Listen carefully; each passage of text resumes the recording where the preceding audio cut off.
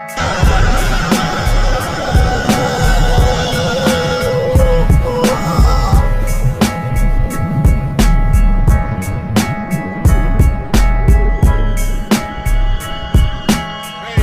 YouTube? This GW Transport. What I've been up to?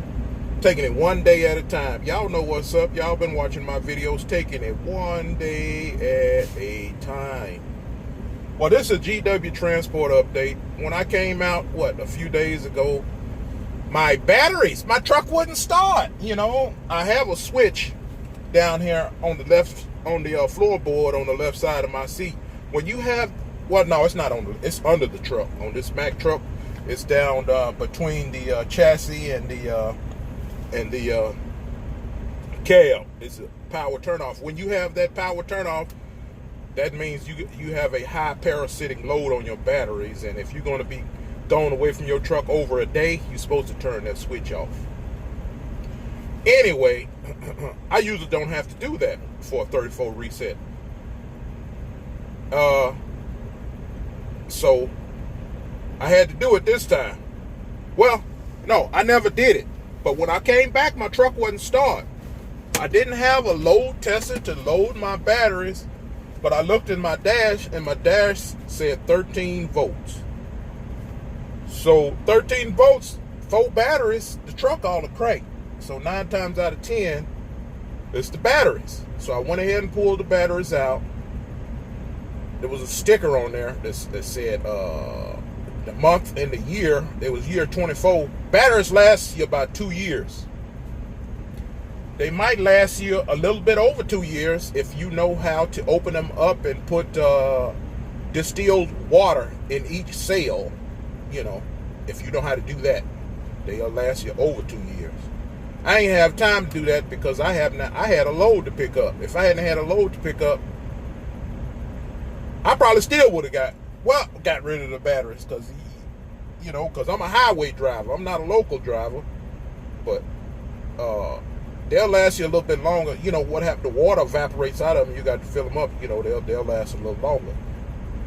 You know, you fill them up with distilled water, and then you have to charge the batteries up about 30 minutes, and then put your high, like 600 cold cranking amp load tester, not one of those little small ones, a little big one, 600 cold cranking amp. They sell those at Harbor Freight for about $50.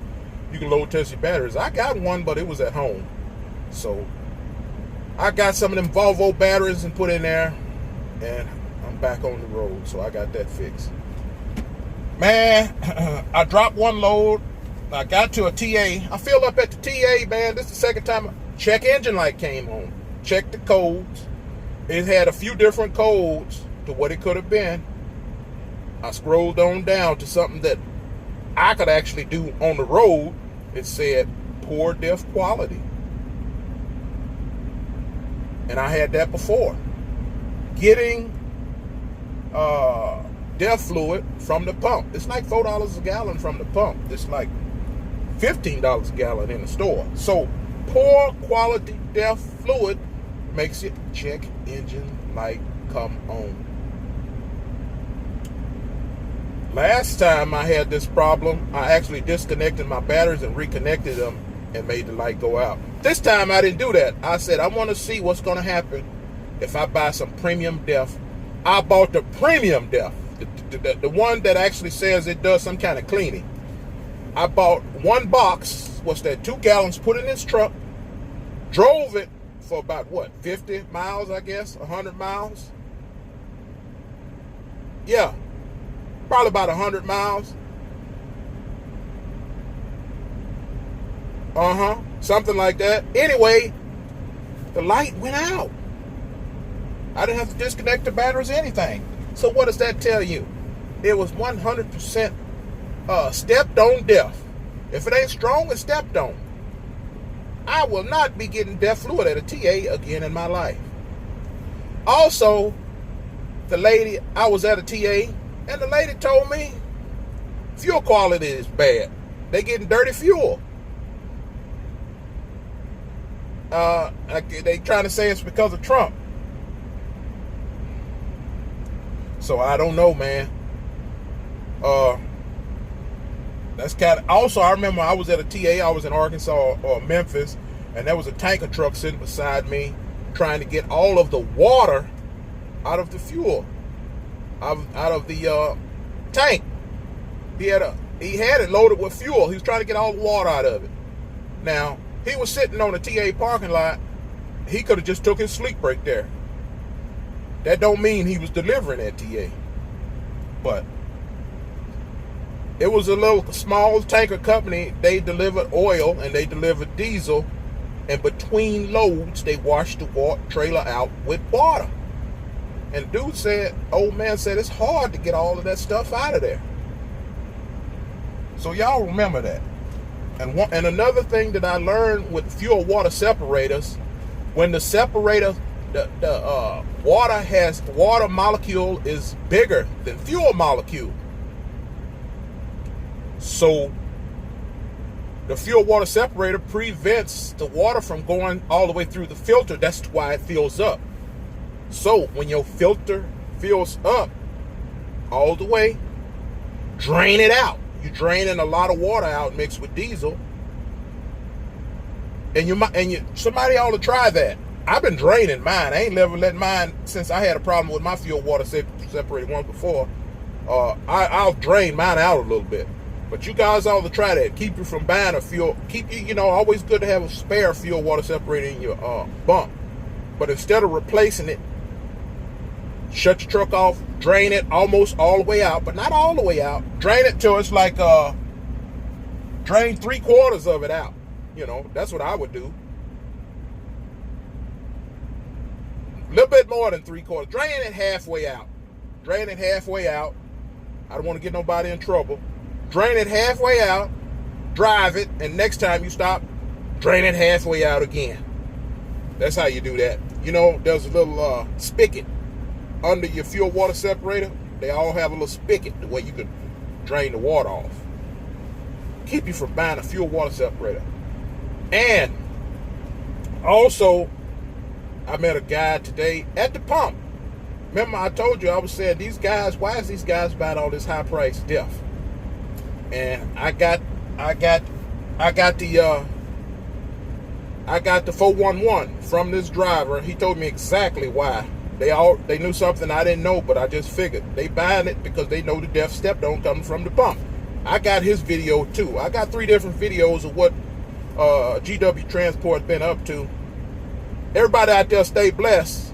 And remember, you only got one life to live, and it is very, very, very short. Try not to let your things that you get depressed about hold you down. Remember, you got a life to live. You got to be happy. You got a life to live. You got to be happy. Everybody makes mistakes, man. You just got to keep punching. You got to live your life before it's done. You get about 50 years old like I am. You got one foot. You got one foot in the grave and the other one on a banana peel. You got to be careful. Everybody stay prayed up and stay blessed up. And ask for forgiveness. Forgive others and you will be forgiven. I'll holler at y'all later. Boy, I tell you, if it ain't one thing, it's another. My batteries done went out on my truck. They went out on my off time. At least I believe the batteries. My load don't pick up till midnight. So I got time to go get these tested and get some more. But the Creator, despite the way I feel about my relationship, the Creator's looking out for me. He always look out for me.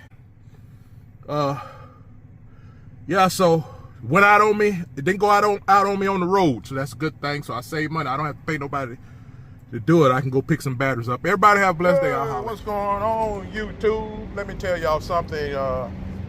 You want to save your clutch, keep from burning up your clutch. When you get ready to slide, your fifth wheel slide, when you get ready to do that, you bump it towards the back to take the bind off the pins. You bump it towards the back. Well, first, you got to pull the fifth wheel slide handle so the pins will pull out. You bump it towards the back, and then you bump it towards the front to see if it moves. If it don't move, you get out and you come look. Sometimes one of the pins may be stuck or broke, and it's not going to come out.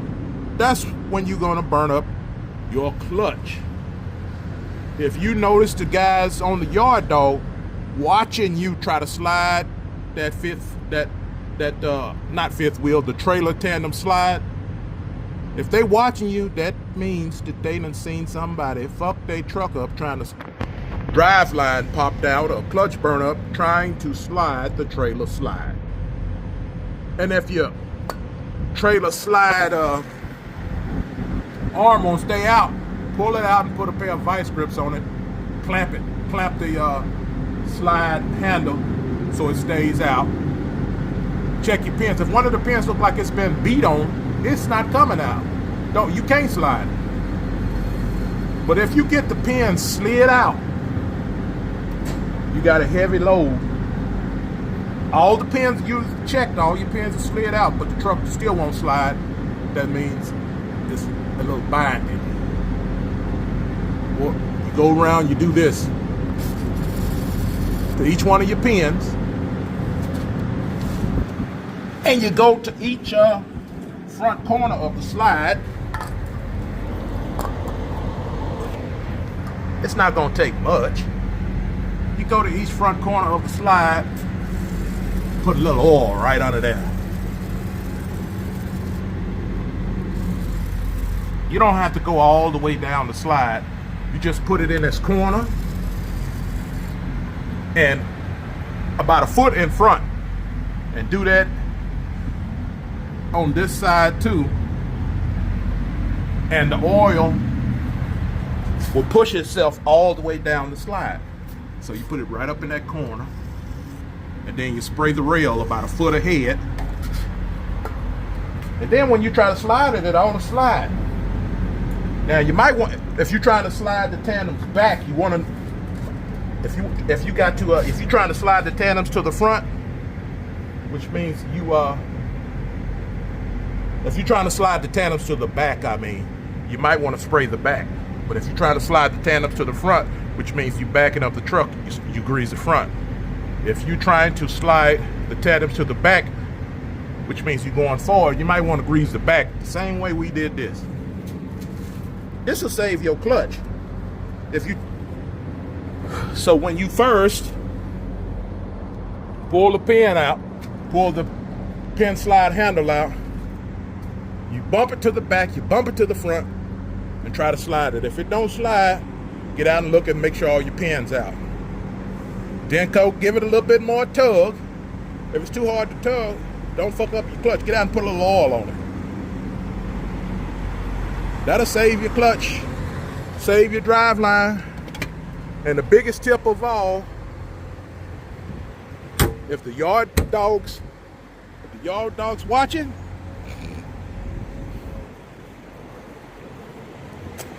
they know something about that trailer that you don't.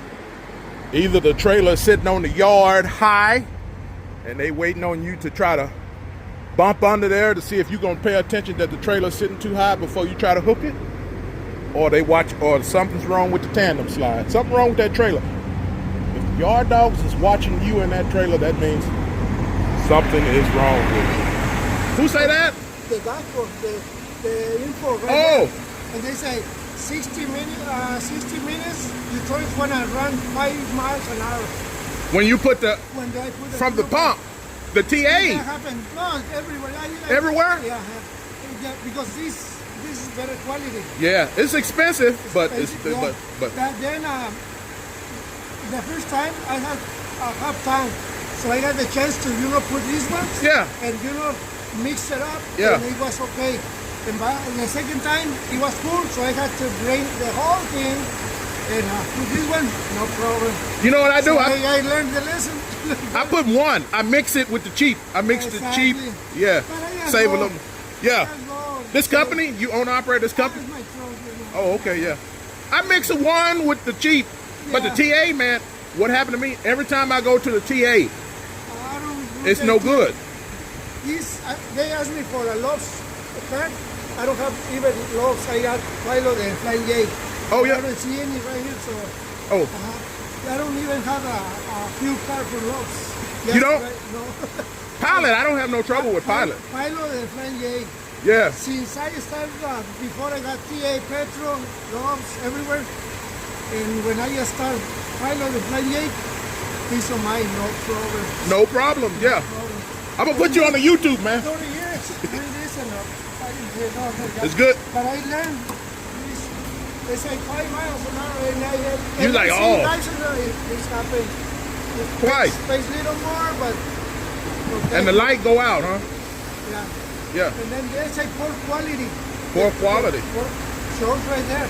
So I gotta mix it up like you said. And then it was in New Mexico, Losburg.